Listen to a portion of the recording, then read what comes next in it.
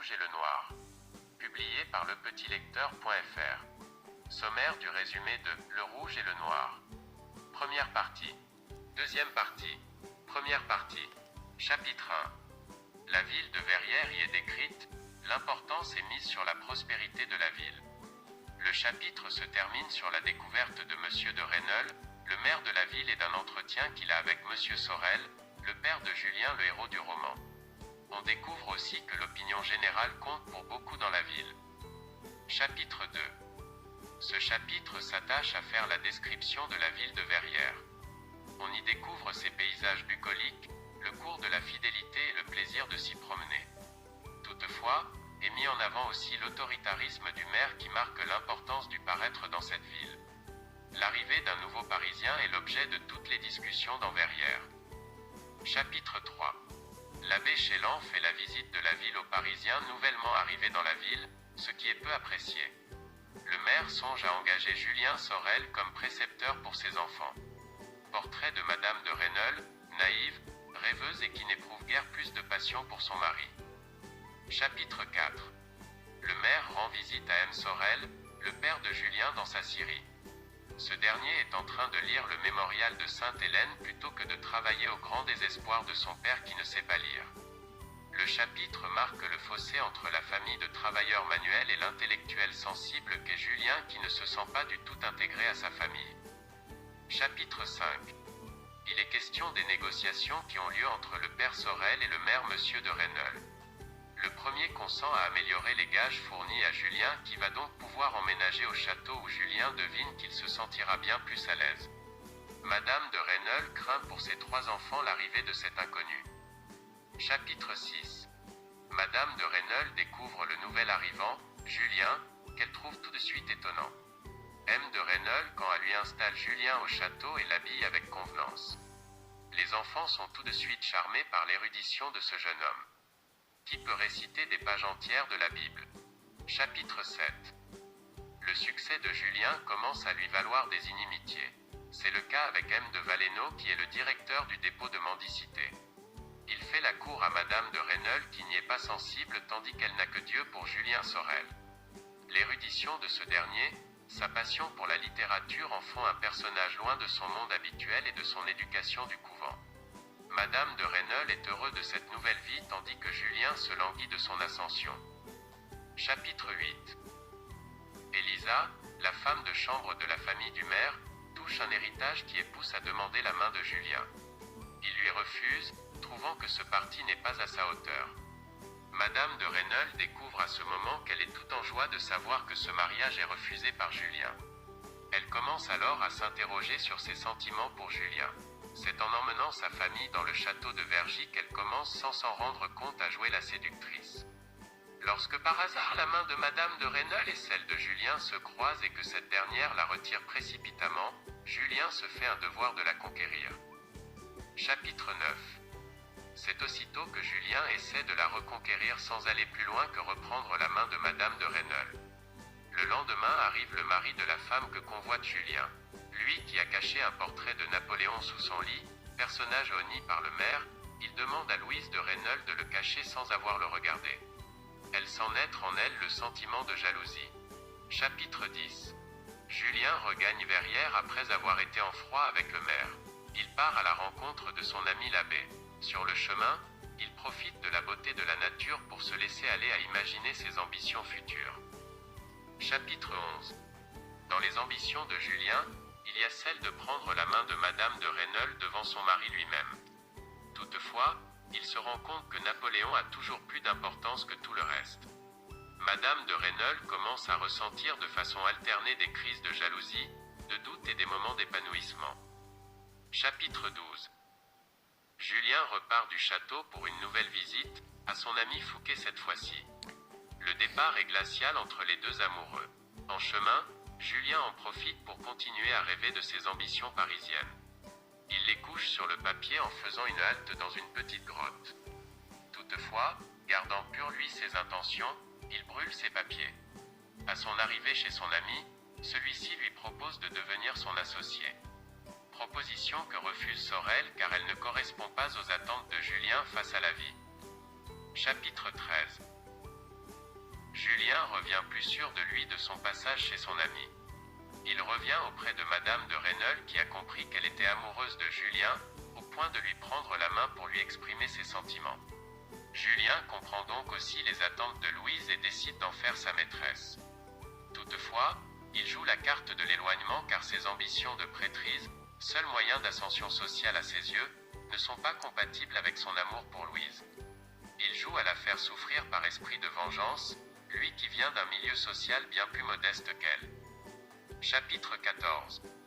Julien arrive tout de même à arracher un premier baiser à Louise qui est bouleversée par son acte. Pendant ce temps à Verrières, l'abbé Chélan, ami de Julien, déménage car il est destitué.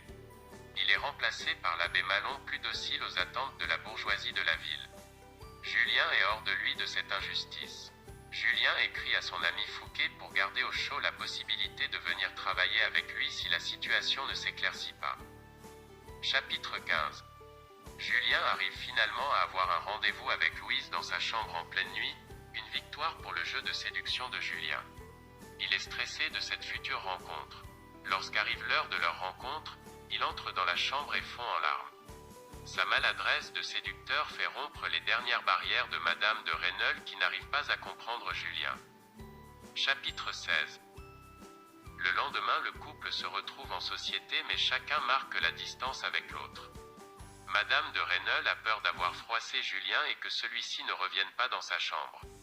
Pendant ce temps-là, lui commence à sentir que sa séduction envers Louise commence à faire naître un vrai sentiment amoureux bien que la différence d'âge soit notable.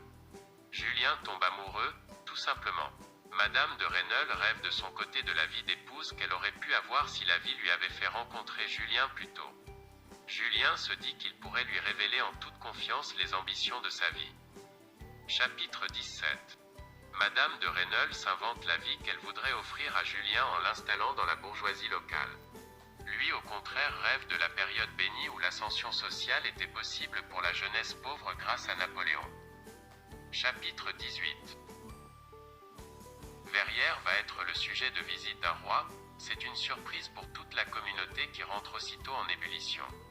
Julien s'imagine que Louise n'a plus le temps de penser à elle, tout occupée qu'elle est à préparer les mondanités. Toutefois, c'est l'inverse qui se produit et elle s'imagine au contraire que c'est l'occasion de mettre Julien en avant.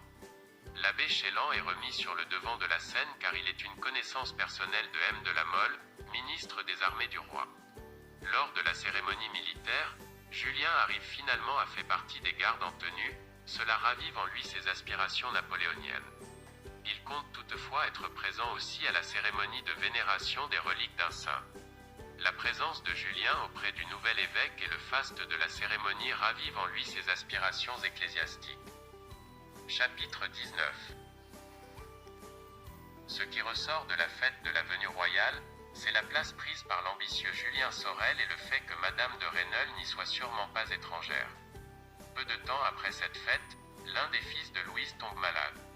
Elle met cette maladie sur le compte de sa liaison avec Julien et lui demande de quitter le domicile, ne voulant pas aggraver le sort de son enfant.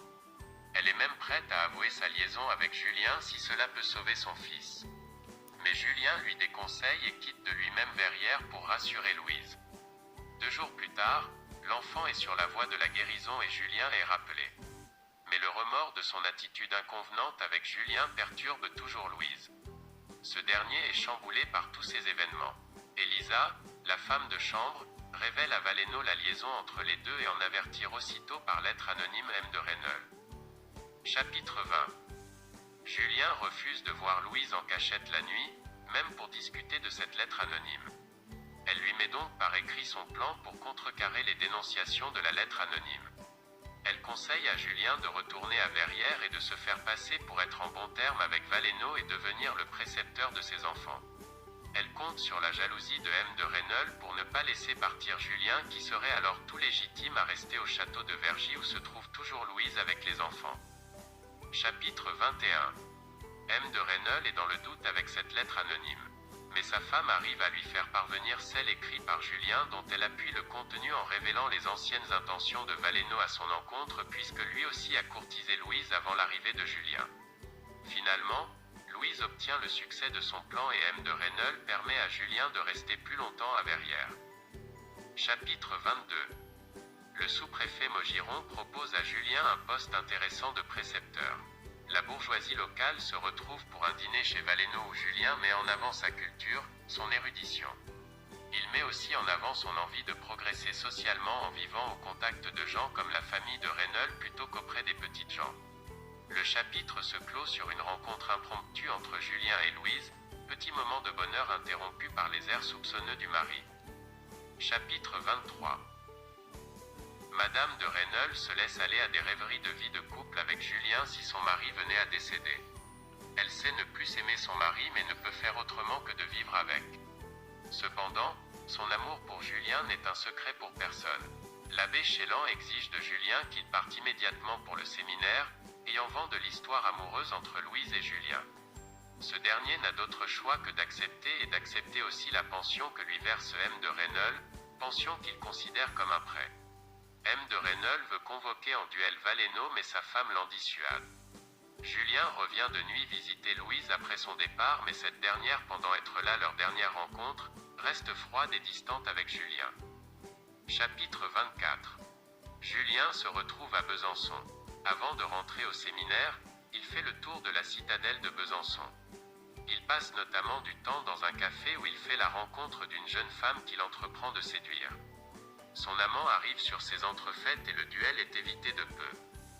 Chapitre 25. Il est question dans ce chapitre de l'arrivée de Julien au séminaire. L'idée de s'y enfermer le laisse en mauvaise forme. Une fois revenu à lui, il s'entretient durant 3 heures avec l'abbé Pirard, son nouveau supérieur. Ce dernier sonde les connaissances théologiques de Julien et semble satisfait puisqu'il donne une chambre à ce dernier. Chapitre 26. Son supérieur va devenir le confesseur de Julien. Il n'est que peu apprécié parmi ses collègues car sa dévotion et son ardeur à l'étude ne collent pas avec l'attitude des autres séminaristes.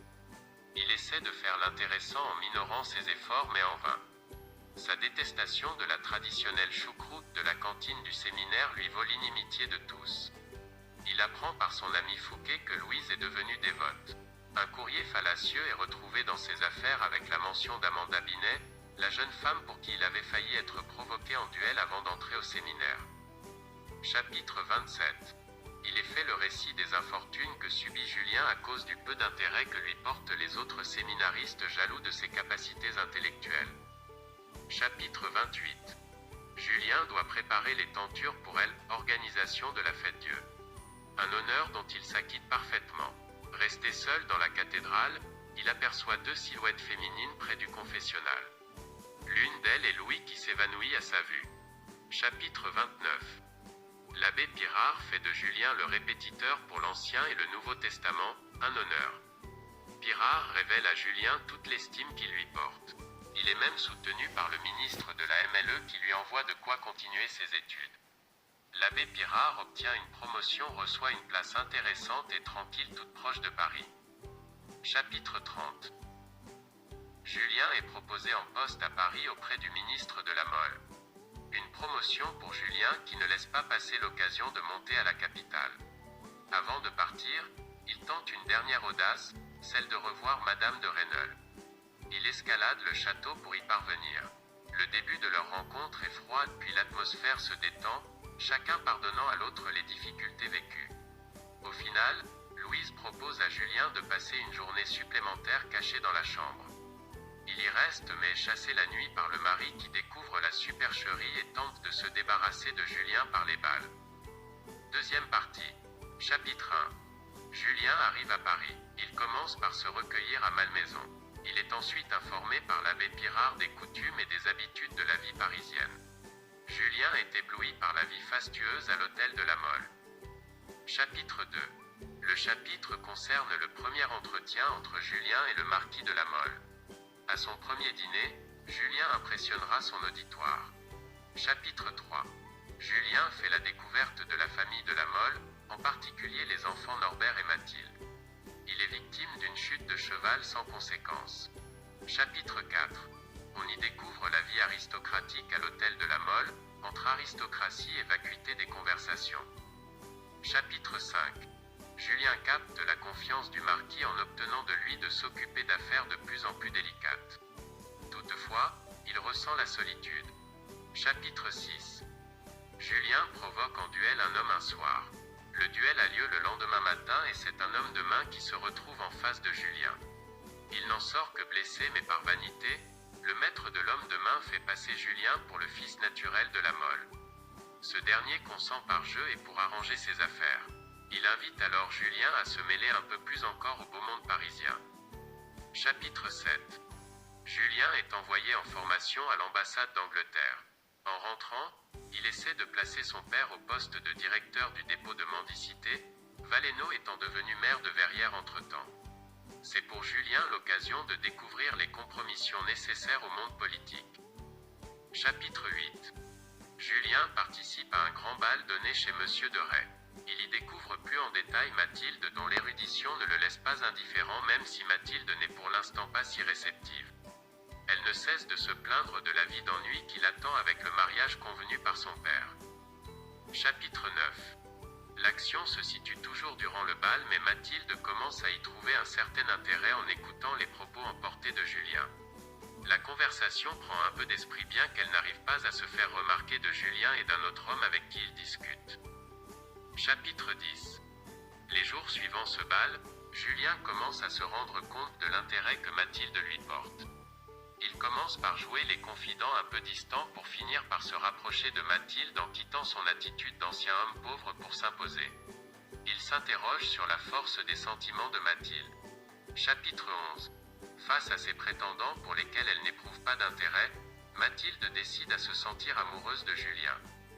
Chapitre 12. Mathilde n'a de cesse de penser à Julien et de se laisser emporter par sa fougue et la vivacité d'esprit dont il fait preuve face à tout son monde qu'elle côtoie et qu'elle trouve insipide. Elle décide de penser avec passion à Julien, mais elle ne peut pas encore situer les sentiments de Julien. Chapitre 13. Mathilde se trouve des points communs sur les lectures avec Julien, mais ce dernier n'est pas sûr de la situation et craint qu'il ne soit le jouet d'autres personnes en raison de la différence de rang entre Mathilde et lui. Il se prépare à un voyage dans le sud qu'elle lui fait différer en lui écrivant une lettre d'amour. Chapitre 14. Entre doute et hésitation, les deux jeunes gens ne savent où se placer. Un échange de lettres leur permet d'affirmer leurs sentiments. La troisième lettre, Mathilde demande à Julien de la rejoindre dans sa chambre de nuit. Chapitre 15. Julien est à la fois excité par cette perspective mais craint toujours qu'il ne s'agisse d'un piège. Il prend ses précautions en écrivant à son ami Fouquet et passe le dîner à s'interroger sur cette rencontre. Il doute encore de Mathilde et de ceux qui pourraient la manipuler. Chapitre 16. Julien rejoint Mathilde dans sa chambre de nuit. Elle s'offre à lui qui consomme Mathilde avec la satisfaction d'avoir gagné sur une femme de la haute noblesse. Il ne ressent pas d'élan amoureux et Mathilde doute malgré la volupté de la nuit. Chapitre 17. Le chapitre traite de la relation de Julien et Mathilde suivant cette première nuit. Mathilde ne lui parle plus et Julien n'arrive pas non plus à renouer le dialogue qui s'envenime entre eux deux. Lorsqu'il comprend qu'il a perdu Mathilde, Julien en tombe définitivement amoureux mais décide tout de même de quitter la capitale pour le midi. Il croise une dernière doigt Mathilde qu'il tente de tuer sans succès. Mathilde en est toute bouleversée. Les plans de départ pour le midi sont refusés par Monsieur de la Mole. Chapitre 18. Mathilde cherche à renouer avec Julien, prenant le ton des confidences intimes et découvrant la jalousie dont peut faire preuve Julien. Jalousie qui fait que Mathilde s'autorise à nouveau à l'aimer. Mais tous deux reprennent aussi vite leur distance l'un de l'autre tout en ne cessant de penser à eux. Chapitre 19. Lors d'une représentation à l'opéra, Mathilde prend conscience de l'importance de l'amour qu'elle voue à Julien. Dans le même temps, ce dernier est dans une phase plus dépressive. Cela ne l'empêche pas de remonter au balcon de Mathilde où tous deux s'enflamment en belles promesses durant toute la nuit. Au lendemain matin, Mathilde a de nouveau repris une attitude hautaine avec Julien qui ne comprend pas. Chapitre 20. Mathilde aborde à nouveau Julien pour lui signifier leur rupture définitive. Julien lui comprend alors que son amour ne fait que grandir. Chapitre 21. Julien est employé avec le marquis à aller espionner une conspiration aristocratique. Chapitre 22. Julien assiste à la séance durant laquelle Monsieur de la Mole demande à ses semblables de leurs revenus pour lever une milice pour protéger la monarchie. Chapitre 23. Les conspirationnistes veulent rétablir la monarchie d'Ancien Régime. LLS sont pour cela à la recherche de fonds. Julien devra quitter Paris et se retrouve à devoir attendre à Strasbourg une dizaine de jours. Chapitre 24. Prenant son séjour à Strasbourg, il fait la rencontre du prince Korassov qui lui remet un ensemble de 53 lettres d'amour toutes faites qui seront autant de moyens de séduction pour Julien. Il les applique dès son retour auprès de Madame de Fervaques. Chapitre 25. De retour à Paris, Julien rencontre à nouveau Mathilde qui croyait l'avoir complètement oubliée. Mais à sa vue, son amour renaît et elle commence à entrevoir de grands desseins pour Julien qui lui commence sa cour auprès de Madame de Fervaques. Chapitre 26.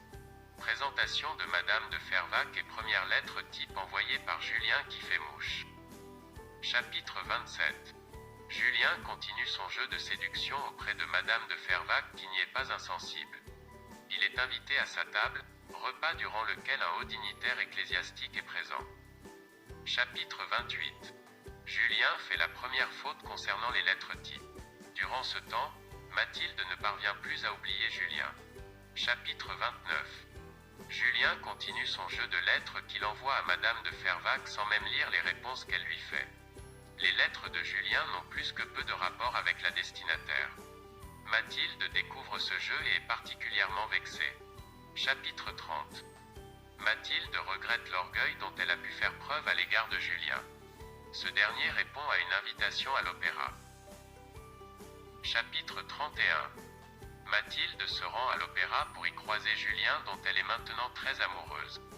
Le manège de Julien pour reconquérir Mathilde en séduisant une autre semble fonctionner. Elle est prête à toutes les folies pour suivre Julien, y compris se faire déshonorer pour lui. Julien va tout de même continuer son jeu de lettres. Chapitre 32. Mathilde se retrouve enceinte et en tient informer son père. Julien est aussitôt convoqué chez le marquis. Chapitre 33. Le marquis est furieux contre Julien. Ce dernier, accablé, est prêt à mourir des mains du marquis mais Mathilde le dissuade de tuer Julien. Mathilde ordonne à Julien de fuir dans la propriété de Villequier. Chapitre 34.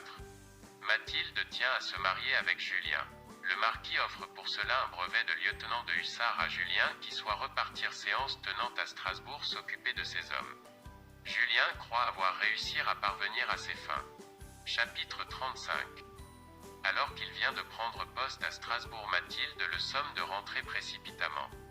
Elle a découvert une lettre demandée par son père et écrite de la main de Madame de Rênal qui dénonce le caractère arriviste et séducteur de Julien.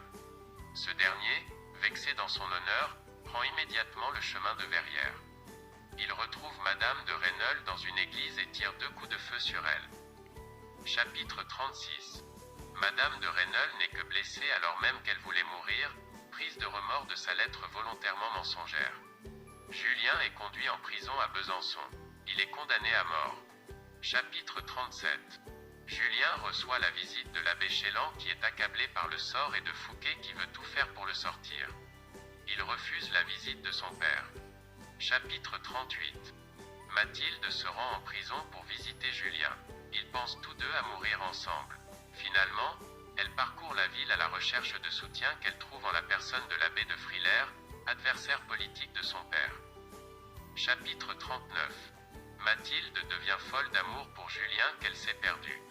Lui s'est résigné à la mort et souhaite que leur enfant soit confié à Madame de Rênal dont il est toujours amoureux et qui elle l'aime en retour même si elle n'a jamais su l'avouer. Chapitre 40. Madame de Rênal fait savoir qu'elle demande l'indulgence des jurés tandis que l'abbé fait tout pour sauver Julien et s'assurer ainsi un évêché grâce à M. de la Mole. Chapitre 41.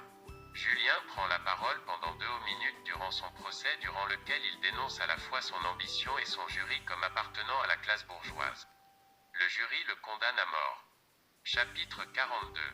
Julien refuse de faire appel et attend la mort dans les 3 jours. Il ne cesse de penser à Madame de Rênal dont il est sûr qu'elle sera la seule à pleurer vraiment sa mort. Chapitre 43. Madame de Rênal le supplie de signer son appel. Il y consent et se font des confidences mutuelles sur leur passé. Il comprend la difficulté pour Madame de Rênal d'avouer publiquement son amour et les sacrifices qu'elle consent en venant le voir en prison. Chapitre 44. Il est visité par Fouquet et son père mais reconnaît que la seule personne qui lui manque est Madame de Rênal. Chapitre 45. Mathilde se retrouve dans une situation dépressive. Madame de Rênal veut demander l'intervention du roi que Julien refuse. Il veut mourir. Il est exécuté. Mathilde enterrera le corps en accord avec les dernières volontés de Julien. Madame de Rênal ne survit à Julien que 3 jours.